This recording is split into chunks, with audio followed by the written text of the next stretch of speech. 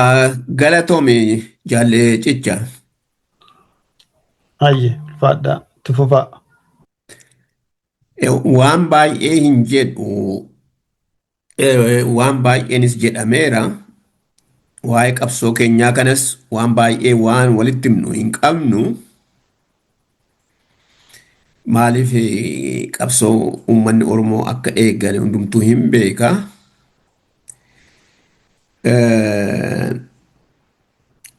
Guyyaan har'aa guyyaa bilisummaadhaa fi Oromoon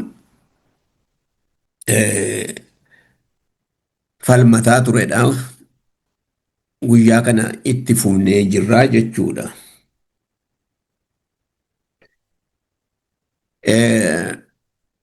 Guyyaa kana waan itti fufnee fi waan waggaa dheeraa irra turree fi dhugaa qabna.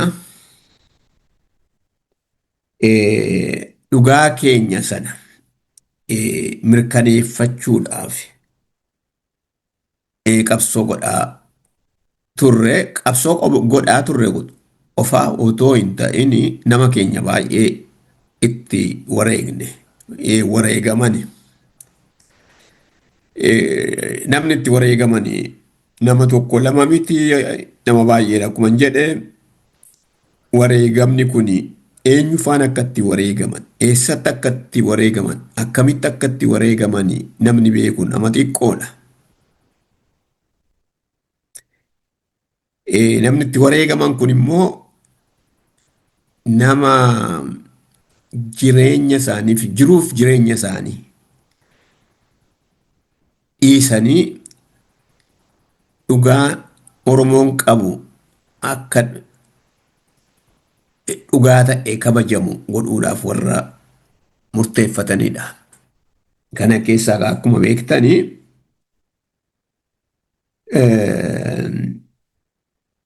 nama mana barumsaa turanii barumsaan keessaa immoo akkuma mootummaa Habashaa sana keessatti iddoo guddaa warra qabanii qotee bulaa barataa dhiiraaf dubartii namni kana keessatti qooda fudhatanii akka malee baay'eedha. Gaafa lakkaa'atuun qaba ta'a Oromoon. Gaafa bilisaa argatedha kan inni lakkaa'u. Eenyufaan akka kana irratti wareegamanii akkamitti akka wareegamanii ni dhufa. Karaadhumarra jira Oromoon qabsoo geggeessaa jira. Oromoon dhugaadhaaf falmata. Dhugaatu soba ta'e, dhugaatu boora'e Habashaadhaan. Habashaan biyya isaaniitii ba'anii biyya Oromoo galanii, Oromootu biyya isaanii dhaqee qabate miti. Biyya isaaniitii ba'anii biyya Oromoo galanii, biyya Oromoo kana immoo erga qabatanii biyyaan keenyaa jedhanii waan hundumaa iyyuu irraa fudhatanii kan isaanii godhatanii Oromoo garbaaf garbittii godhachuu yaalan. Yaalan qofaayyuu miti immoo godhatan harka caalaa. Isa kaan immoo hin gurguran iyyuu. Oromoon baay'eetu gurgurame. Oromoon kan inni amanuu dadhabu yeroo baay'ee Oromoon baay'eetu biyyi isaa qabamee innis qabamee biyya alaatti gurgurame. Inni kaanis baqatee biyya adda addaatti faca'ee jira. Nu illee warra faca'an sana keessaa amma tokko dhaarra.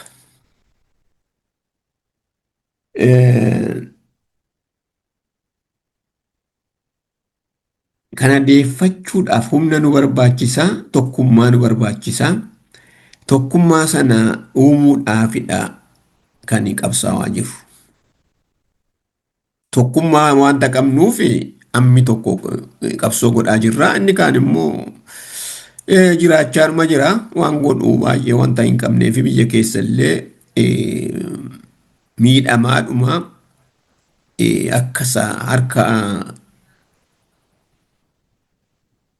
caalu jechuun harka humna utuu hin qabaattinidha biyya sana keessa kan jiru Oromoon har'allee biyya Oromootu bulchaa jedhama garuu Oromoon har'allee du'aa eh, baay'ee hacuucamaa jira.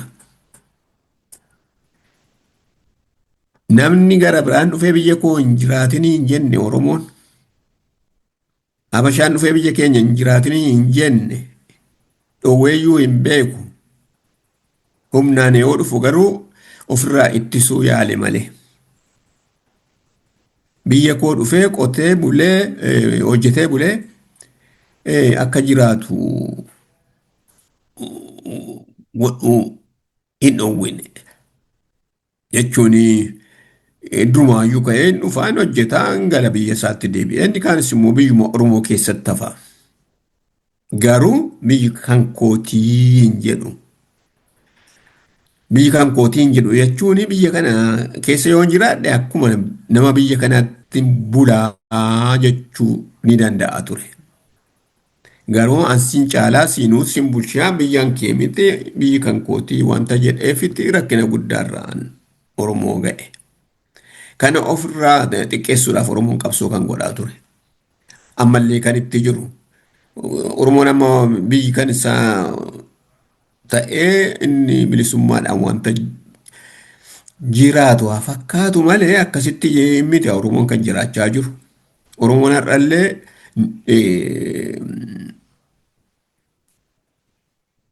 na'aa jechuun birrataa jiraata. Ankooti biyyi kan kooti biyya koo keessa hin jiraadhaa mana koo keessa hin jiraadhaa yoo jedha ta'e silaa. Oma wanta nama wajjin wal lolu siin qabu waan birratu siin qabu jireenyuma jiraachuu ture. Akkasitti miti. Afaansaa afaan nama haasa'a afaansaa haasa'a miti jechuun kan ittiin biyya bulchan. Mana isaatti of course afaan isaatiin haasa'aa jira afaan Oromoo ammi tokko baratamaayyuu jira har'a. Garuu afaan kee barachuudhaaf wanni sii kenna maal inni permission faqaadhaan sii kenna namni ittiin jedhuun irra hin jiru ture. Kana naman gaafatu ture silaa Oromoon. Har'a yoo permissionii sii kennan malee eeyyama yoo sii kennan malee afaan keellee qajeeltoodhaan barachuu hin dandeessu. Isa kana hin barre afaanicha iyyuu immoo qajeeltoodhaan barachaa hin jiru. Afaanichuma iyyuu qajeeltoodhaan qoratee jechuun qormaata irratti godhee riisarchii irratti godhee afaan isaa guddifachaa hin jiru Oromoon. Kana godhuudhaafidha qabsoorra kan jiru Oromoon. Ansaa godhachuudhaaf abbaan fedhayyuu biyya isaa dhufee jiraachuu akka danda'u akkuma nama biyya namaa jirra miti. Biyya namaa kana keessatti garuu warra biyya keessa jirru kana an keenya biyya jennee itti falminee isaaniin tuffachaa hin jirru. Ansaaniitiin bulaa jirra. Kan isaanii sirna isaan lafa kaataniin bulaa jirra.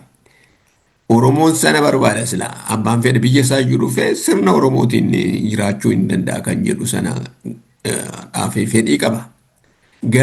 Garuu fedhii sana hin fudhanne warri biyya keenya qabatan tuffii ansaanii nurratti fe'uu mootummaan kan isaanii ta'ee waggaa dheeraa jiraachuu erga Oromoon xiqqoo immoo qabsoo godhee gara mootummaatti amma tokko dhufuutti jalqabe innillee iddoo hin geenye hanuma isaaniitu iddoo jira wanti baay'een afaan isaaniiti afaan biyyaa jechuun afaan mootummaadha. Biyya alaatti maqaa isaaniitiin biyyi kan beekamu. Beekamuu sana miti kan nu rakkise har'a. Nuyi akka hin jirrettidha kan biyya lafaa kanarratti lakkaa'amne. Egaa jiraachuun maalinni nyaatanii buluu qofa otoo hin ta'in isaan marga nyaattee marga dheedee bula miti bineensi waan adda addaa kana waan isa barbaachisu nyaatee bula. Nuyis akkuma bineensaa yookiin akkuma sa'aa sanatti jirraa jechuudha.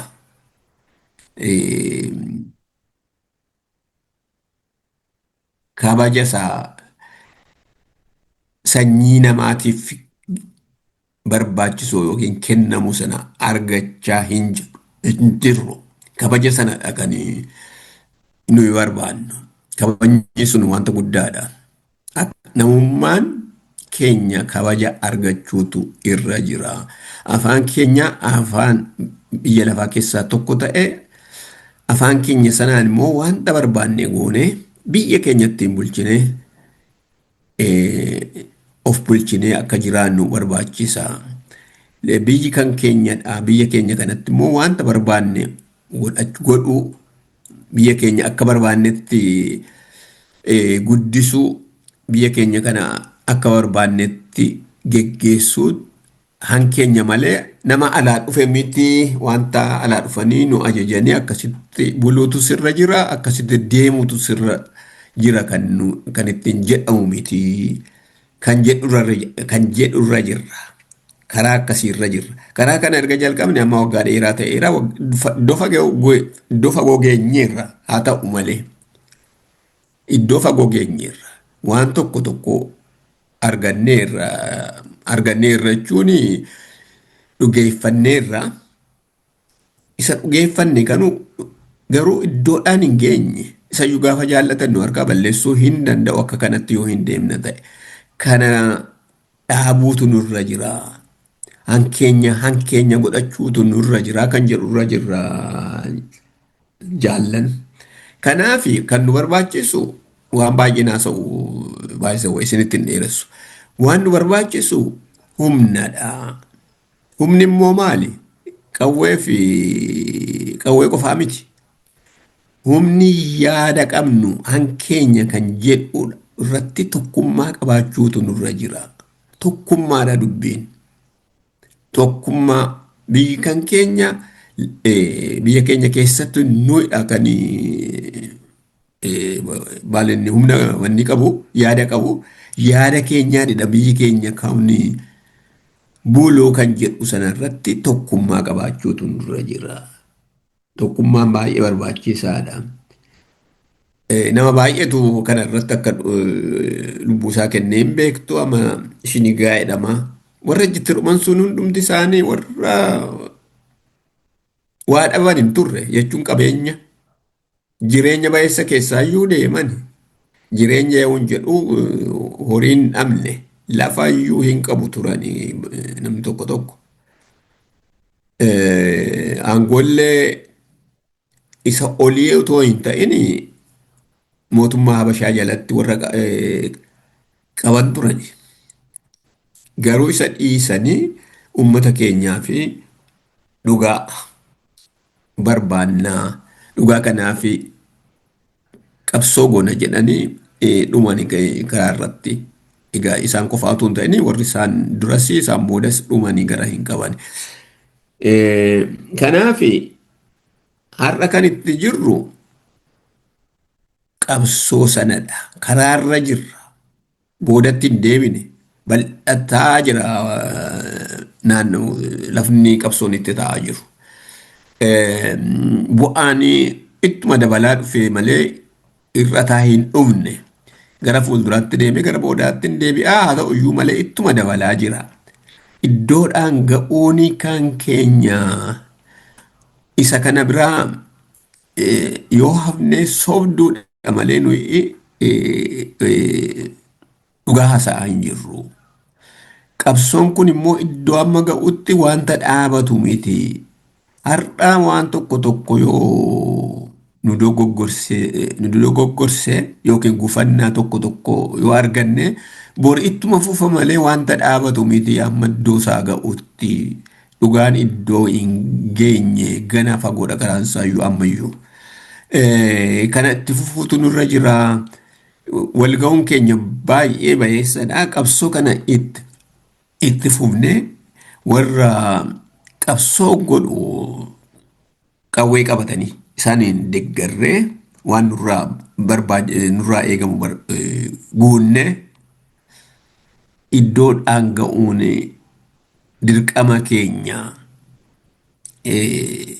dirqama dhalootaati. Kan keenya biyya keenya dhufan biyya isaanii hin dhanne biyya keenya immoo erga dhufanii immoo akkamitti wajjin bulla jedhanii taa'anii haasa'uutu isaanirra jira malee egaa biyya keenya qabataniiru bulchaniiru. Haa ta'u malee yeroon isaa dhumeera qabsoo gooneerra teenyee wajjin haasofne kana balleessaan ta'ee balleessaan kun immoo akkasitti qajeeluutu irra jira. Yoo qajeelu immoo akkasitti wajjin bullaa kan jedhu sana amma lafan teenyatti gatii hin qabu yaalleerra isa yaallee iddoodhaan ga'uu didanii akkuma beektan 74 akka faranjii lakkoofsa faranjiitti akkasuma ta'e amma 90 tokkotti illee wanti ta'e deebi'ee iddootuu hin ga'in bade jechuun doomsanii kana iddoodhaan ga'uun nurra jira kan jedhudha jaallanii isinitti hin baay'isu dhiifama naa godhaatti asuma irratti naa ba'anii waan baay'ee naa sa'ameera baay'ee saasa warri na dura turani.